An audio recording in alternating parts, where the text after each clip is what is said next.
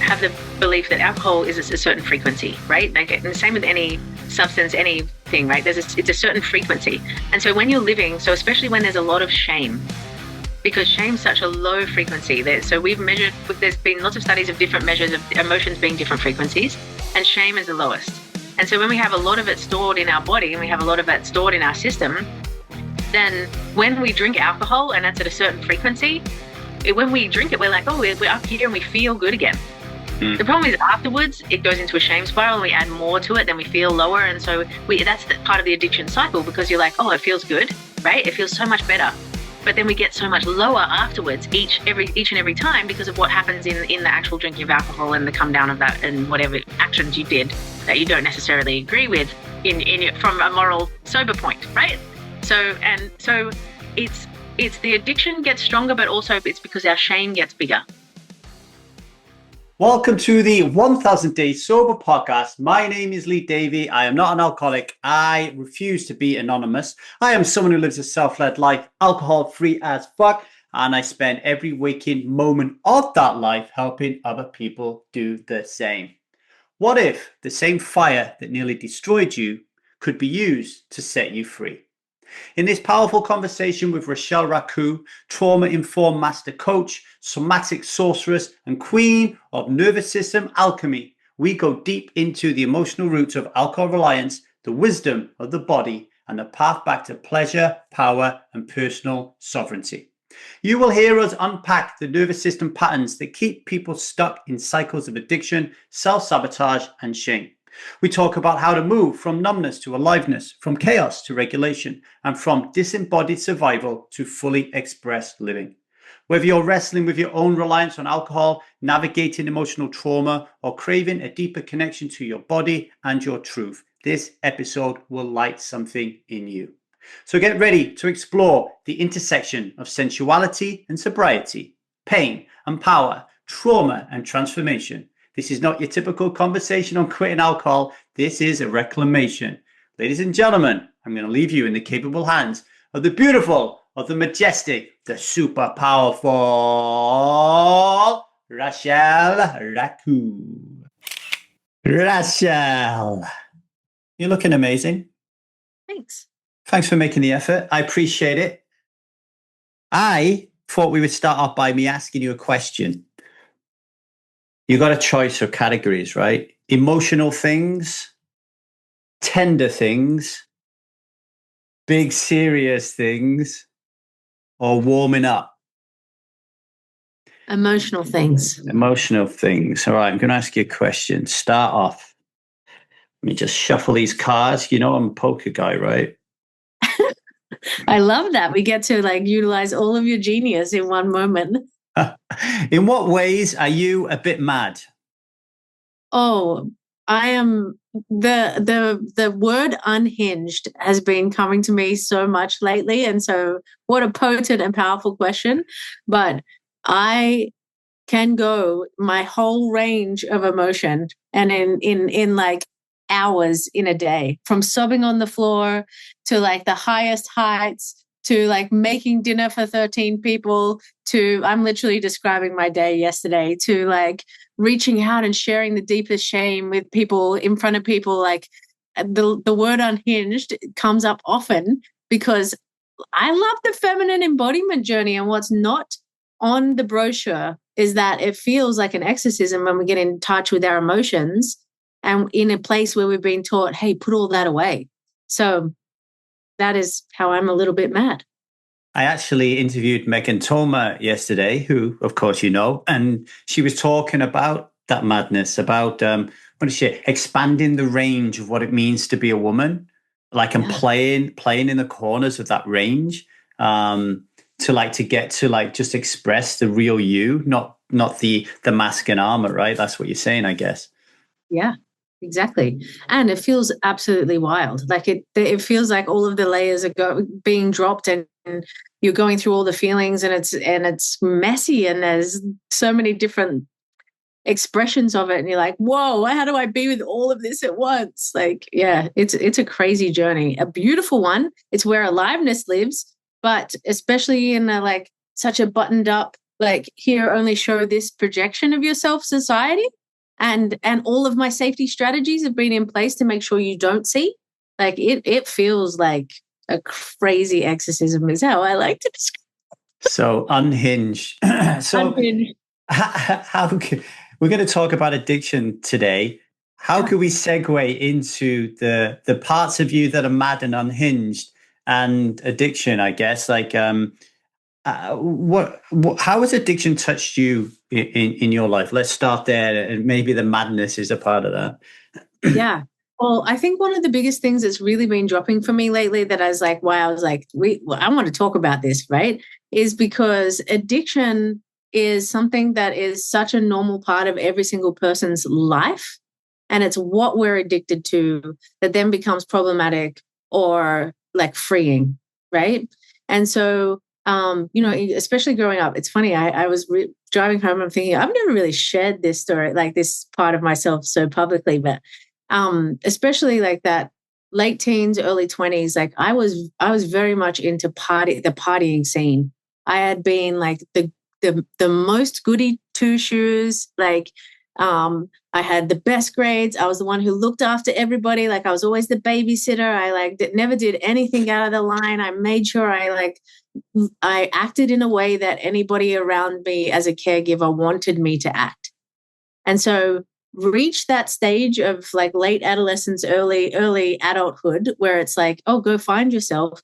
Like, I was out drinking like multiple days a week. I was out, and like weed, party stuff. Like I was out trying to find aliveness.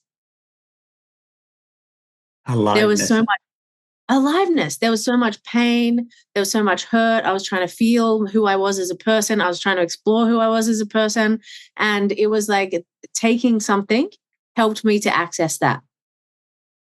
I like that. I was actually, just before I came on here, I was outlining a podcast on the legal age of drinking alcohol, and I was talking about how when you're young, just having that legal age, so in the UK it's 18, when you're young, you're looking at that 18-year-old age. It's not that you're not going to drink until then, but there's something status orientated. There's something alive. There's something about manhood or womanhood that reaching that age and being able to walk into a pub and be seen as an adult, that's kind of the thing you're kind of skirting around, I guess. Yeah. And it's like that piece of proof, right? Because it's such a big thing of like, oh, you think you're an adult, right? Especially I remember how I thought back then, right? Where I was invincible. I knew everything. All of the adults had no idea what I was going through. Like, how could they even comment on my life? Because I know and they didn't, and they have no idea, right? But it was like that thing that was like, oh, you can't deny this. You can't deny me of this. I'm here. And I'm like, I am here. I remember like using my ID to go and buy all sorts of stuff that you didn't even need ID for, where it was like, hey, you want to see my ID? Because it was like, I'm here. I've arrived, right? Do you know, for me, one of the things I always had this, because you're my coach, but, I have this approval piece. And I was thinking this morning about it when I was outlining this podcast was, everybody went into the pubs at a younger age, right, than they were supposed to. And when I grew up in Ogmore Vale, the landlords didn't care that you were underage, right? They just didn't care. It's not like America when you're getting carded when you're 50. They just didn't give a shit in Ogmore Vale. But if you went into Bridgend or you went into Cardiff, then they wanted to see ID. And I was one of those that I would show my ID and they would be like, there's no fucking way you're getting in it because I look so young. And I took it as an approval. It was another rebuttal from the world that I wasn't good enough because I didn't look old enough, That.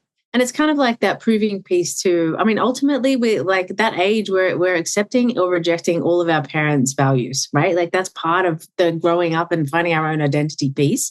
And it's like, it's just a card coming from a different authority that says, I've made it. Like you can't deny the fact that I'm an adult because you've been constantly told for the last few years, like you're not an adult yet. And so we need to do this. And like, here's another rule because you're not quite there yet. And you're like, bitch, I'm here. So Like it's like this proud thing you can't even deny, right? I'm there now, motherfucker. Yeah. You said something there that I thought was really interesting, actually fits into my worldview of addictions. You said, well, I'm paraphrasing it, but it was like, we're all addicted to something, right? Yep. So what is your worldview on addiction? Share it with the strivers out there. Okay, well, what my worldview of addiction is that all our it ties so deeply into my view of trauma. And so it's why I'm like, I the more I learn about trauma, the more I learn about how we release it, the more I learn about what happens in our physical body for that, the more I'm like, damn, like no wonder we're all addicted to things, right? It's just that some addictions are way more socially acceptable than others. Some addictions have really positive consequences to them. Some of them have really negative consequences to them, but they're all using the same pathway of that dopamine hit, right? And dopamine's a motivator. It is also something that when we have, I feel like I need to backtrack. So when we have a trauma that has happened in our body, it's because we've gone into something called fight, flight, freeze, and it hasn't been able to complete in our system.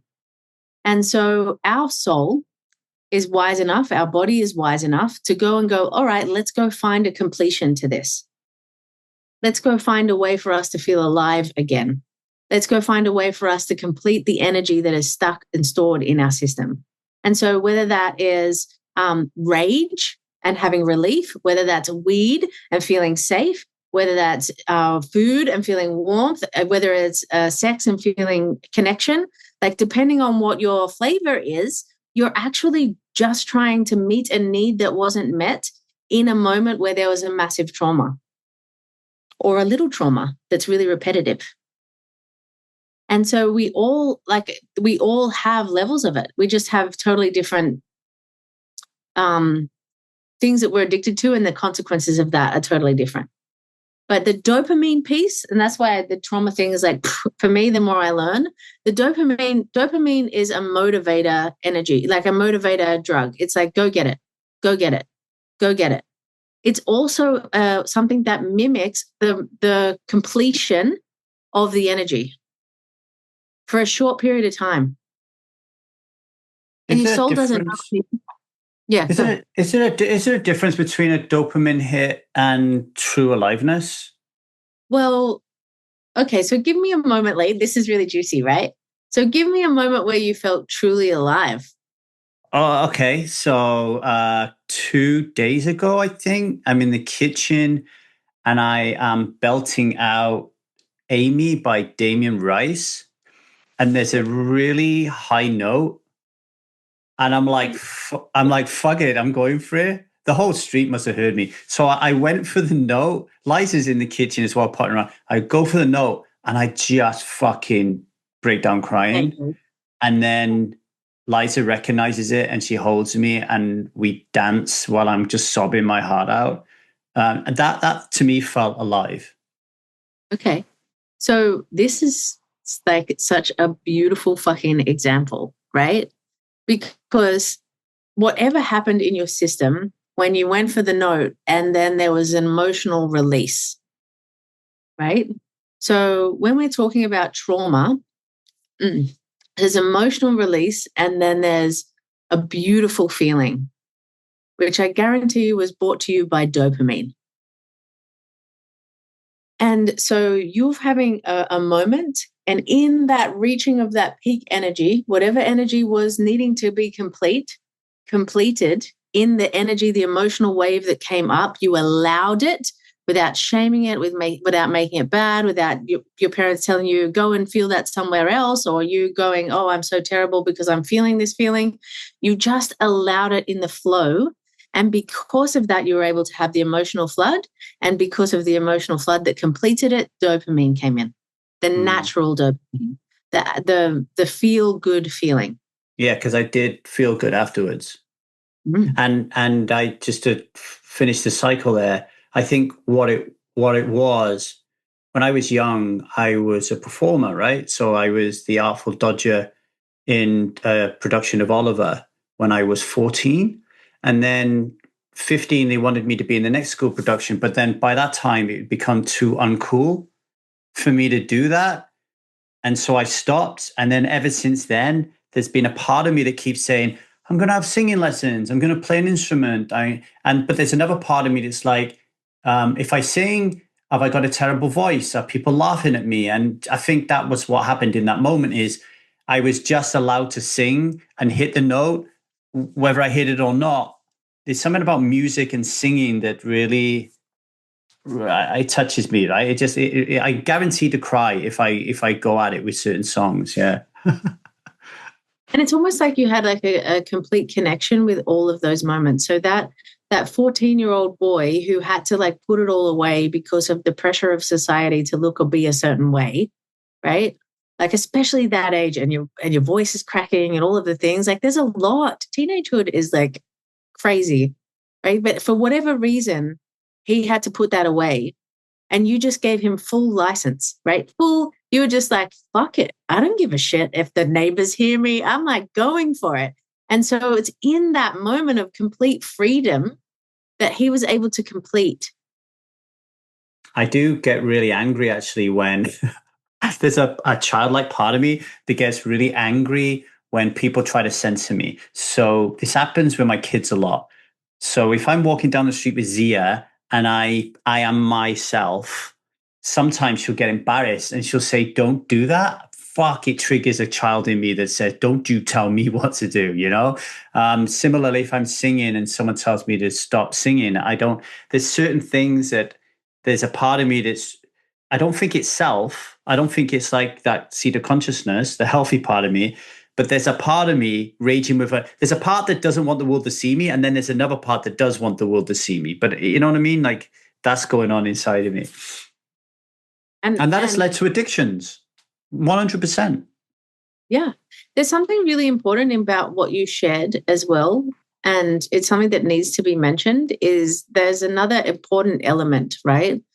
For something to complete, there often, not always, but often needs to be a regulated nervous system to help. I'll opposite you or within the same, like a guide. Yeah. A guide. I actually said to Liza last night, she was giving me feedback on how she felt that I was being childish in and around Zia and not having enough patience and stuff. And I became defensive, you know, and that triggered. And she said, I can't do this. Like, you're going to have to leave. So then I left and I calmed my own nervous system. And then I wrote to her and said, thank fuck that you're able in the moments that I'm not able to be fully present with my daughter. Thank goodness that you are. And you know what I mean? Like, and that's what you're saying, isn't it? If like she has in that moment the healthy nervous system and I don't in the partnership, and it's really important. And ultimately in a partnership, we're both being with each other's inner child, right? And so that completion cycle is something that I personally think we've just completely fucked up emotions and how we deal with things in our bodies. And that's why so much trauma exists. And it's why so many of us are looking for things to complete the cycles in wherever we look. Our soul and our bodies just wants to complete the cycle. And really, addiction is a really smart way, it's the fastest way for our body to do it. And we're like, okay, but the problem is then we have consequences to whatever we choose. The problem is if we don't look at the thing that's driving the addiction in the first place, we're going to meet the same patterns. We're going to meet the same destructive behavior. But if you look at the people who are doing really well and they've turned their pain into their triumph and their pain into things, and you're like, oh, look, they're really inspiring. They've just swapped to their addiction. Their addiction is to the healing and to the being free. From a deep sense of it, like from an actual like, oh, this is actually how I feel, and allowing themselves to come back into their body and into their knowing and into their truth. But it is still an addiction. Interesting. You said something there. Oh, that was it. Yeah. How would you guide what if we had to feel shame through to its completion? What would that look like? So this is a really juicy one because shame isn't like the other emotions. Shame, so if you got angry about something, you can get angry about that by yourself, but shame only exists through the eyes of somebody else. If you lived on a planet, if you lived alone on the planet, you would never ever experience shame. And so shame's a little bit different than the other emotions because it requires the witnessing to really move all the way through. And that's where it comes really important to who you choose to be the person to witness you, because just like the example you were talking about, you get to have somebody who is a regulated enough nervous system, or their nervous system is different to yours and it doesn't hold shame around the thing that you're going to share. You get to find a safe person to be witnessed by, because the shame is we want to hide. Shame always makes us want to hide and conceal. That's when we know it's here. Right? When we're like, you want to talk to somebody, you can't look them in the eye, or you've kind of started to pull yourself away, especially in addiction, right? Shame comes up a lot because it's like, oh, I'm doing this behavior. I don't want people to see that that's happened. And so it's finding a really safe place to be able to be witnessed in sharing what's there in love and compassion. And understanding that actually our body is just trying to complete things. I guess this is why AA works so well for some people, because it gives them that outlet to trust. There's some element of trust of the people in the room. I guess what happens is most people go to AA, they put the hand up and just say, I'm an alcoholic, and that's really difficult for them. And then they slowly say things and they realize, hey, I'm not getting fucking murdered here. And then bigger things come out, and they're able to talk about it and share it, and people are able to just hold space. They're not judging them, and then they feel complete. It's really interesting when you said about choosing the right people. That's really powerful. I imagine like a lot of people, me included, I guess, is like they just go to their partner, right? It's like, look, woman, you sign up to this. Like everything that's a problem in my life, I'm going to chuck your way, and you have to take it in, right? And you have to listen. But it's not true, right? It's like knowing what things are going to trigger this person, what things they're not going to be able to hold space. They are likely to judge you. But this person over here, they can help you out. A good example, when we were doing Elementum coaching together, I had some sexual shame when I was in my trio group. So there was two women. There was one woman coaching me and other woman witnessing me when I found some deep sexual trauma and some sexual shame, and I couldn't speak. And the girls did a really great job of being okay with that and introducing a man that I trusted into the equation. And then I was able to share with him my shame. And then I was able to go back to the girls and share with them. But I needed that switch in that moment. And it's such a powerful thing because you're talking to something as well, in that having somebody who understands and can validate your experience is really important, right? And so in the example you're talking about, often when it's something that from a man's perspective, you don't feel like a woman could understand from a man's perspective, it's really important that you have another man to express it with, right? Before it's safe enough and you go, okay, I'm not going to die, right? Or he truly gets me and he's still loving me through it. I might be able to try it with somebody else. But it's really important. Yeah, he basically, I basically spewed my guts. He basically said, thank you for sharing that with me. That was it. And I'm like, oh, it's okay. Oh, if it's okay, then I can tell the girls. Yep. But I couldn't tell the girls because I didn't think it was okay. And I needed somebody to say, he didn't even say it was, the fact that he said nothing made me feel like it was okay. And I was able to tell the girls. Yeah. It's actually wild. I was talking about this today, where I spent a lot of my motherhood trying to help my children figure things out and like discuss it and like find solutions to things. And then one day my son walked in and he was like, tells me this whole story. And I was like, thank you for sharing that with me. And he was like, awesome, and runs off. And I was like, wait, hold on a second. I normally sit down and strategize and figure out what to do and like get them to talk to me about the options they're thinking and all of this stuff, which is beautiful for adults to dive into and have a look at. But he just needed to be validated. Do you know how much that cut down my parenting? Like, it's just like, thank you for sharing. They're like, that's it. That's all he needed to complete. Yeah. Right? In the Strive method, we talk about the 6 needs. And we use the acronym STRIVE, and the V is validation. You know, people are drinking alcohol because they are not getting validation. They're not getting it internally. They need to get it externally. They ain't, and they think, well, if I drink a lot of alcohol, then people are going to love me and like me, and everything will be hunky dory. And I mean, I have the belief that alcohol is a certain frequency, right? Like, and the same with any substance, anything, right? It's a certain frequency.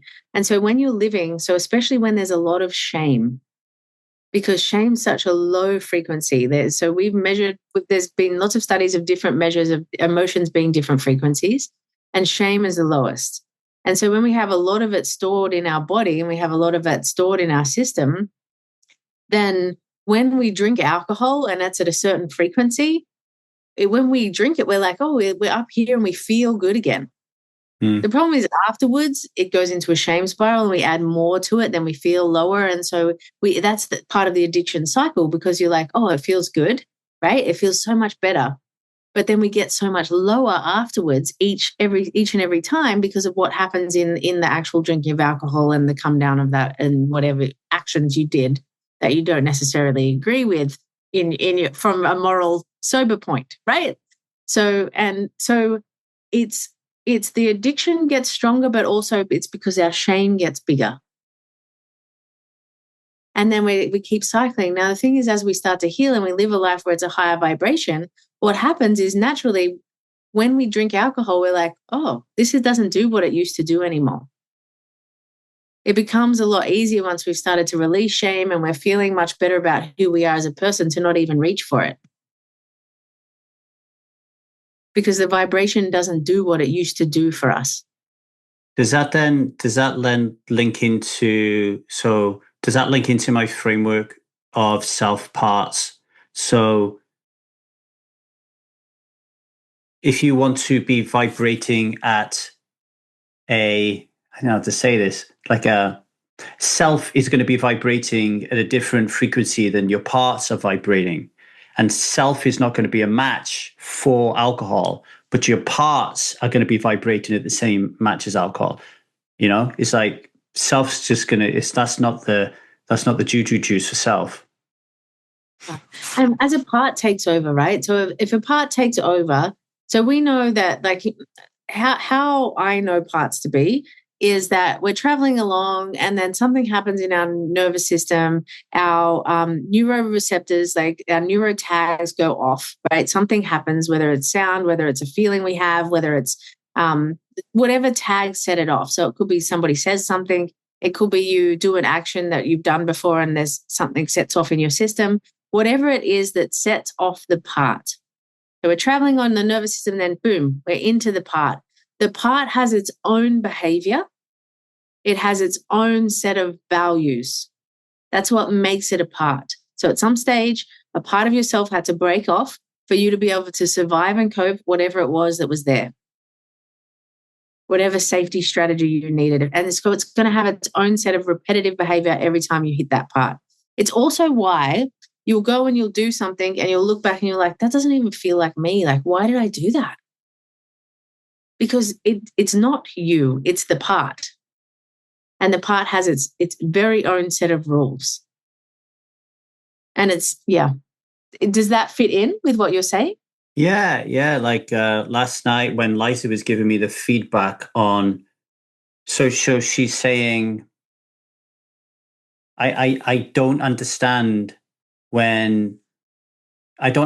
how you can snap at Zia. Like, I don't understand how she can, like, you can say no in such an angry way, right? And I was explaining to her, well, the reason that happens is because for some reason, and last night I was looking at money, I was looking at budgets, I didn't like what I was seeing, I went below the line, Zia said something to me and I snapped at her, right? Yeah. So it's almost like Jekyll and Hyde. And as I was coming into the room this morning to give her a kiss, to like, I knew that last night we didn't leave it as I would want it to. So I came in to connect with her this morning. And as I came in, a voice came into my head, you're like fucking Jekyll and Hyde. And I am, but I also think that that's very human.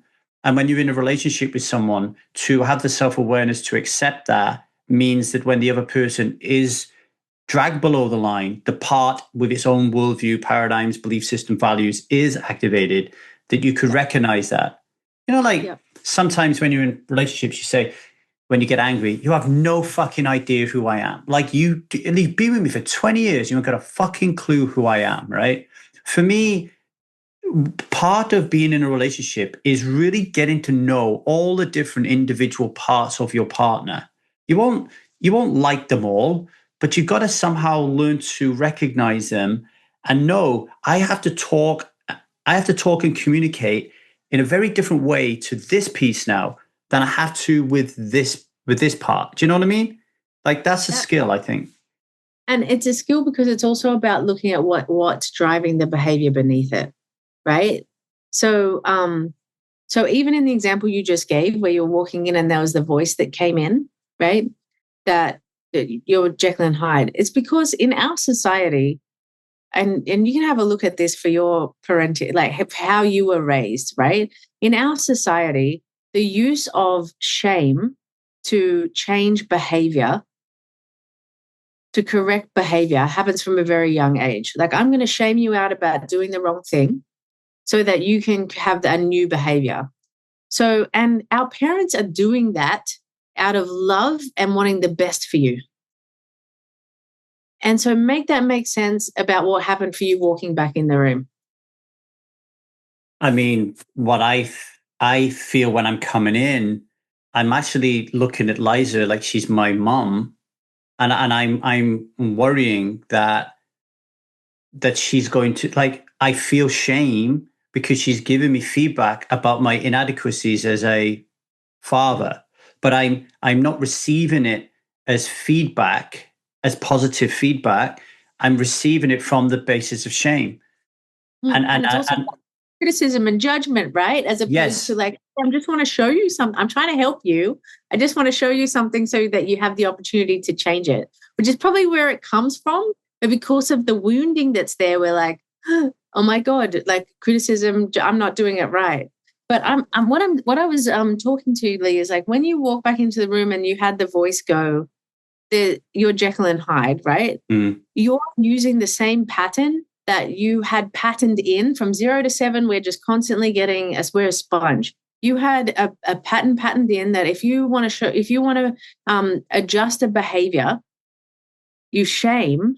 Yeah. And it's actually you showing you love, because that's what your parents were trying to do, right? Right. They fucked it up, and now that's what's internalized in your head.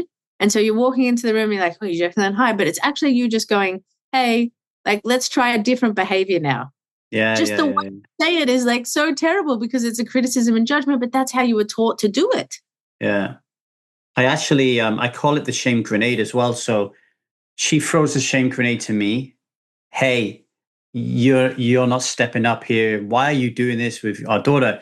And then I take the pin out and I throw it back to her and say, I would never, ever I would never bring this up to you because I look at you and I just think, hey, she's going to fuck up every now and then. She's going to upset her. I would never do that to you. Why are you doing it to me? It's just a shame grenade, lobbing it back. It's a defense mechanism. It's so subtle and so, I don't like it. And I think it's really important afterwards to be like, hey, like, I just want to own that when I said that, I came from a wounded part of me, and I imagine it made you feel, et cetera, right? And how beautiful to have the repair, right? Because that's really what it's all about, is we're going to drop each other in relationship. We're going to do it all the time. And so having that repair piece is really big. And I just want to go back to like an example like you're talking about, because when you were speaking about yelling at Zia, it reminded me of something that happens in my parenting that fortunately I've taken all the neuro tags off, right? But one thing that used to happen for me that is when my son, so he was only really little, and he made the sound like, that clicking of the tongue, the sound. Now, whenever he made that sound, I would go from 0 to 150% rage like that. And fortunately, I did a lot of work, right? And learned that sound for me was stacked on stacked on stacked on stacked of disappointment from my mother. Because every time she was disappointed at me, every time it would be, right? And so then I feel the disappointment. So it was just stacked, stacked, stacked. So this is what I'm talking about with addiction and how we do things. So for me, rage was relief from disappointment, from feeling all of those stacked emotions. Like it was stacked so high. There's so many moments I just felt like I was a constant disappointment. At one point in my life, my mom said, we just find each other a mutual disappointment, right? So she felt it too, right? So there's so much stacked. It's easier. That felt so big for my nervous system because I didn't have anyone to help me complete any of that it felt so big for my nervous system that I would go to rage because it was more relieving than feeling that. That's super powerful, super powerful. And that stacking that you talked about, let's just go there a minute. Because like this morning when I came in wanting to connect, like I come in, Liza's at the end of the bed. I know that she's really busy with work at the moment and full in her masculine. I know she is. I walk in, I feel it. I see it on her face. I feel the energy. She's on her phone. I know everything is saying, leave this woman alone and just go out the door. And I go over and I go to give her a kiss because I want to connect with her. And she pulls away from me, right? And in that moment, I go back and I'm thinking of all the moments when she's pulled away from me, and I make it a huge thing, right? Right, rather than just the moment. So that stacking piece, it's really, really important. How would you advise somebody who is listening here, going, "Oh my God, yeah, I do that." Like my lover pisses me off, and then I attach it to the story, which is the stacking. And so it's huge. And now it's not just this one thing, it's this huge thing that they don't understand the depth of it, et cetera, et cetera, et cetera. What's your advice to those people? Okay, so this is the thing. We are crazy, amazing, delicious, wild, like mad humans, right? And we're just all a bunch of patterns. We've had all of this stuff patterned in. And so when we're noticing, like in the example you just said, like you already knew that was going to end up in that thing, but you want to complete. You want to complete the thing. You want the connection to complete. And so you're going to recreate. Your soul is so wise. Whenever we have a trauma created, we have an equal and opposite healing loop created, and we're going to loop around one and loop around the other until we're resourced enough that the trauma and the healing loop come into one and we complete. And so it's having so much love and compassion for yourself, Lee, that you literally created that moment so you could go into it again, so you could find more resources until one day you'll go, she'll pull away, you'll think it's cute, and you'll kiss her on the forehead and be like, and you'll go, I fucking made it. I've made it. I've healed that thing now, right? It's your soul's just wanting you to learn. It's wanting you to complete that thing that was never completed. And at some point, that connection piece became a betrayal or a drop or a like whatever it was, that there was the thing that you're trying to complete. And so you're going to recreate those moments. And it's having the love and compassion and understanding of like, hey, I'm actually a really fucking amazing guy. And she should be really leaning into me. Like, yes. And you're also just creating those moments again and again until you can find that moment where the dopamine kicks in and you feel really good about yourself and you are coming from complete self.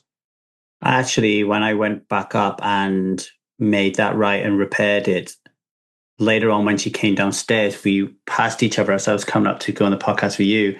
And she looked at me and she stopped and she gave me presents and gave me a kiss. I have a really good example of what you just spoke about that played out. I've mentioned it before on the podcast, but I have these friends, let's call them Janet and John. And when I was around that house one day, and Janet was like what I would say in her masculine. So she's like making dinner, and she's not like making dinner singing. She's like, fucking hell, I got to make dinner for everybody.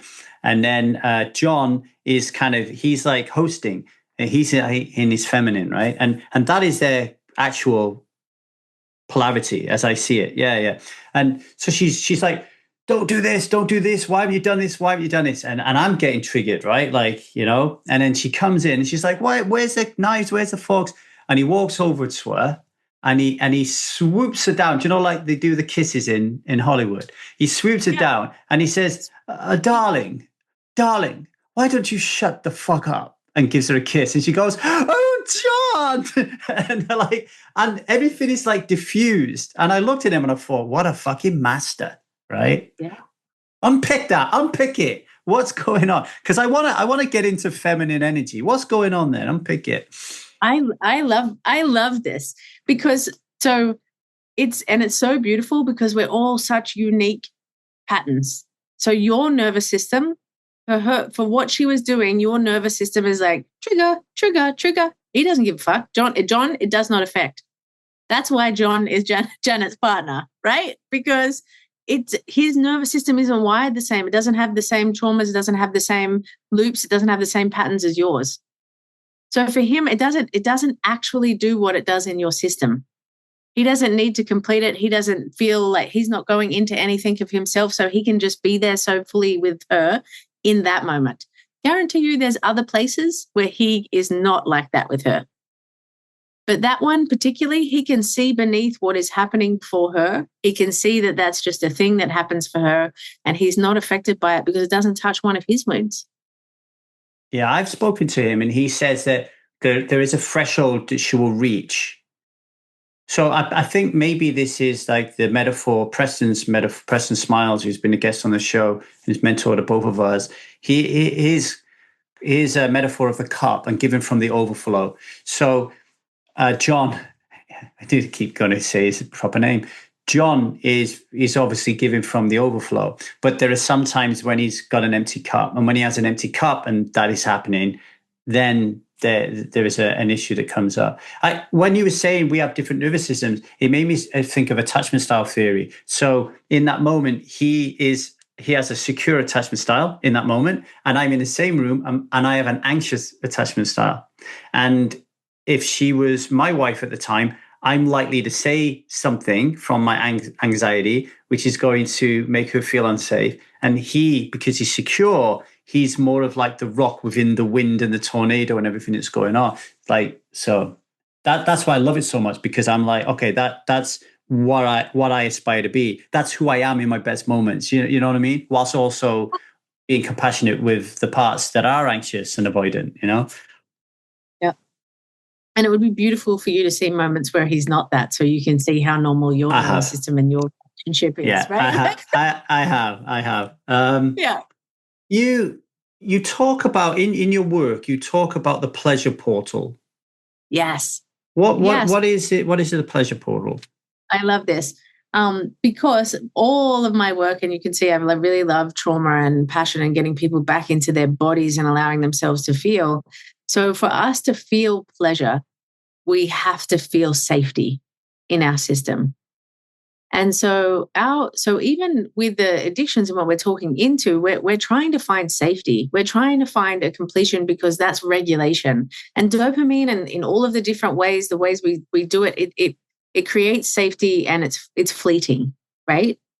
The work that I do is about getting people back in touch with their bodies, allowing the things to complete in their system so that they can actually get to a point where they're using pleasure to learn and to grow and to expand, which is equally confronting than the shadow work and looking at all the hard stuff. Because just like we were talking about before with the frequency, when we start to get the things we desire and the things that we're looking for in our system, there's then vibrating at a higher level, it is just as confronting. And so we're going to try and sabotage everything.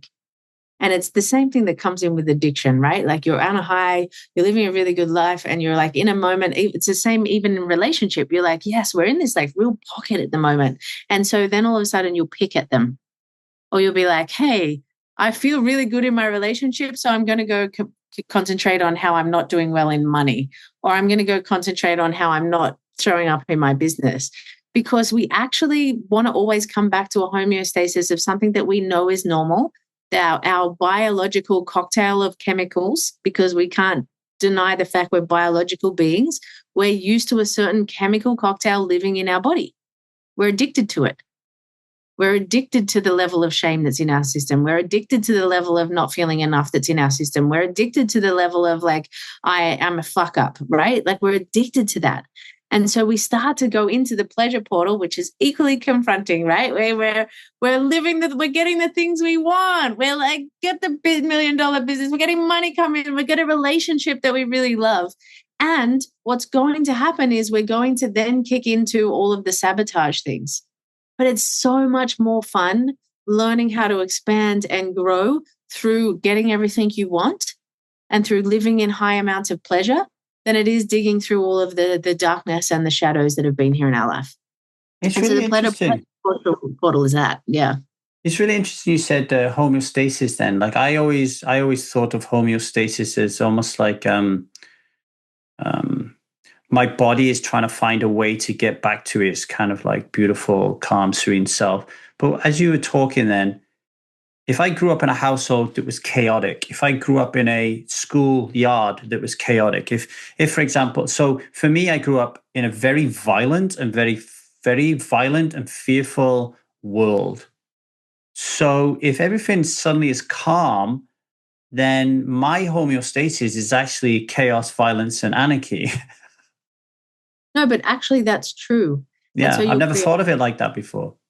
So this is the thing. Everybody talks about how they want to feel safe. And when we know what safe feels like, we know what safe should be, right? Like we know what it should be. But for the majority of us, regulation in our nervous system is completely uncertain and it will feel unsafe. And so you will sabotage. So you go back into the chaos that you are used to, because actually the chaos that you were born into, or whatever the feelings, the big feelings that were there, they are how your nervous system was wired and what it knows to be normal. And safety is normal. Safety is same to our nervous system. And so that's why the work that I do is about finding and recalibrating, rewiring what your safety is in and through pleasure. So when Liza's saying, hey, Lee, I've been noticing lately that you've been short and mean to Zia lately, in those occasions, that's because a part of me felt unsafe when I wasn't doing it and felt safe when I was doing it. So when I'm snarling at her, there's a part of me that feels safe that now I've snarled, versus the unsafe. It's a classic example. Walking down the street the other day, Zia falls over. Now, as a man, I don't know, as a human, not as a man, as a human, I have a built-in radar system that tells me when my daughter, when she's hurt herself or not. Like when she's really hurt. Like I just know, right? Same for you, I guess. So she falls over. Yeah, she falls over, and my alarm don't go off. I turn around, I look at her, and then I say, "Get up, you're all right," right? Which really, completely and utterly, like pisses my wife off, because she wants to. She's like, no, you need to go to her, and that is just like, that's a response of me when I was growing up, and there's a part of me afraid that if I do get down onto there's a part of me that's actually afraid of getting down onto a level when I believe she hasn't hurt herself, and then say, "Oh, are you okay?" Like there's a part of me is fucking afraid to say that because it feels it'll lose status. Yeah.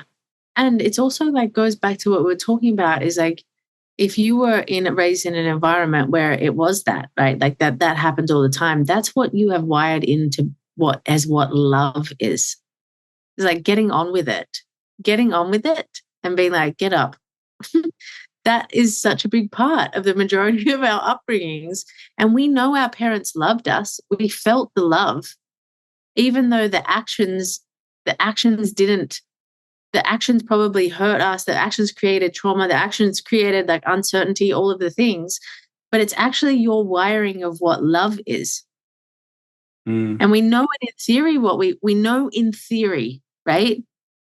And how it should be, like, but we also have the 0 to 7 where everything is I. We have no part of ourselves that can tell that person is that person and I am and me.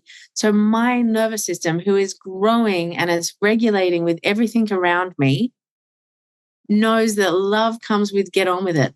That love comes with what are you doing? That love comes with let me shame you into this behavior. Because we know our parents love us and they've done all of that. And so those things, especially in moments where we're not consciously choosing, and there was a really unconscious moment that was just like, yeah, she's good, right? It just happened. You just judge that really quickly because it's also what is normal and safe for you to do that. Like, because that's your normality. That's what you grew up in. Yeah, I guess I always go to safety. It's really easy for me. You know how my brain works. Like my logical brain goes to safety. I've never really made a connection to love before. And you've been saying that a lot. It's been a consistent theme in this discussion we've been having, how safety is attached to love. And so I would always say parts are doing things to keep themselves safe. But what I'm getting from you is parts are doing things to keep themselves safe. And also that is how they learned that it was an expression of love. Yeah. Really interesting. Yeah. It's actually wild how much we're patterned and it's the energy is always there. Like our parents, we often know that even though they're doing things that don't look to feel loving, they're coming from that place of trying to help, right? But we can feel that as well because we're picking everything up. And so it makes sense that in times where it's like usually our parts come out the most in parenting when everything's happening and it's really stressful. We're just going to run. So when you're not able to make a conscious choice because everything's happening all at once, right? If your daughter just fell over, there's a few different sensory things that are happening all at once. And so the programming will just run. And your programming is love for Zia, even though Liza doesn't see it like that. And at the same time, she knows and expresses how much I love her. Like, you know, so I always say to her that the key here is curiosity. You know, it's like, if we can be more curious with each other's decisions and behaviors versus like saying, "Oh, that doesn't fit into my framework, so I'm just going to give you some there's a fine line between feedback and just criticism, right? Like, you know, or so, you know, curiosity is really important. I mean, just to bring this full circle, because then I want to ask you about your program. I guess my current addiction, if everybody has an addiction, my current addiction is I'm addicted to my parts. You know what I mean? And so my work is understanding how did I overcome addictions to porn, gambling, cigarettes, sugar, smoking. I won't say I was addicted to caffeine, but I don't drink it anymore. How did I do that? And how can I then bring that work into what I'm currently facing at the moment? It's always been my biggest challenge is this addiction to this form of safety, which I would say is a little bit dysfunctional and is coming from a place that I don't want it coming from. That is the conundrum for me, I think, moving forward. And I think you already hit it on the head, right? It's coming at it with curiosity, but it's also seeing that all of the parts are wanting to be loved and are trying to express love in the way that they know. And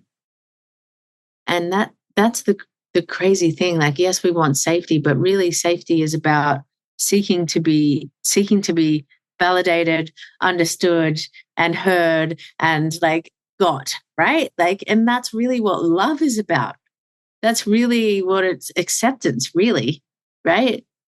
And it's the addiction that you may or may not be talking to is that like the fixing that comes along with the personal development world, of like wanting to fix, like wanting to find the part so I can fix myself.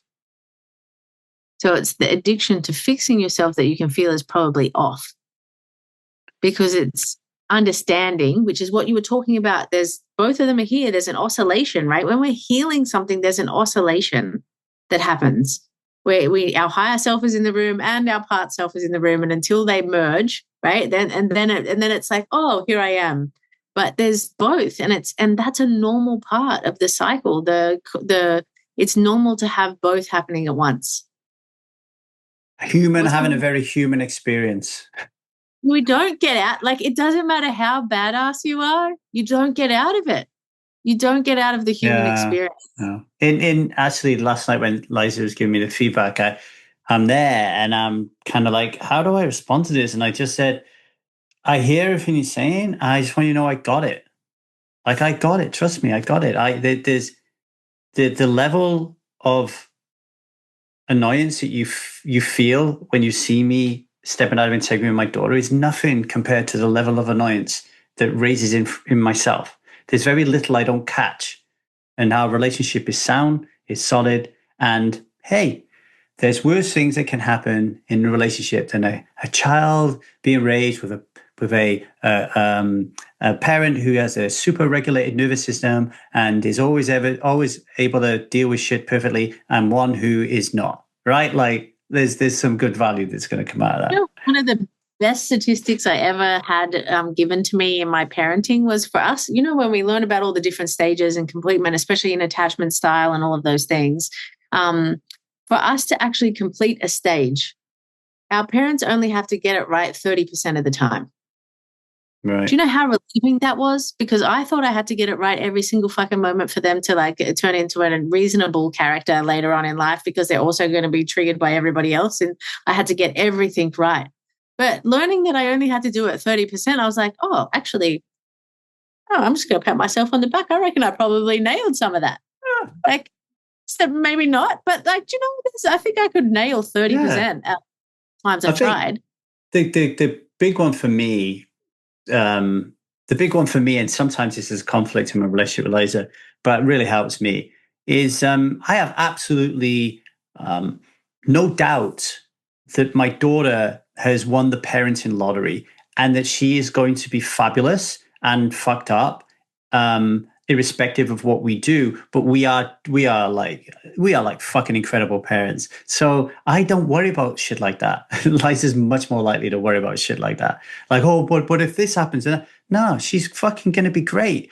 Like, just because I shout her every now and then doesn't mean anything, because like that 1% of the shout does not replace the 99% of love and of allowing her to scream and say she hates you, do all the things that we were never allowed to do when we were kids.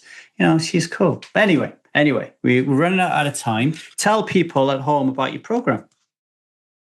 Okay, so Wild Awakening is a beautiful deep dive back into who we actually are, because especially as, well, humans, right? But especially as women, we have so many hooks on how to create our safety externally to us. And so it's all about bringing them all back, all of the places we've given all of our power away, and coming back to our own truth. Because like, one of the hardest things in our lives is actually being able to know what our desires are and what we want, and then ask for them and go for it.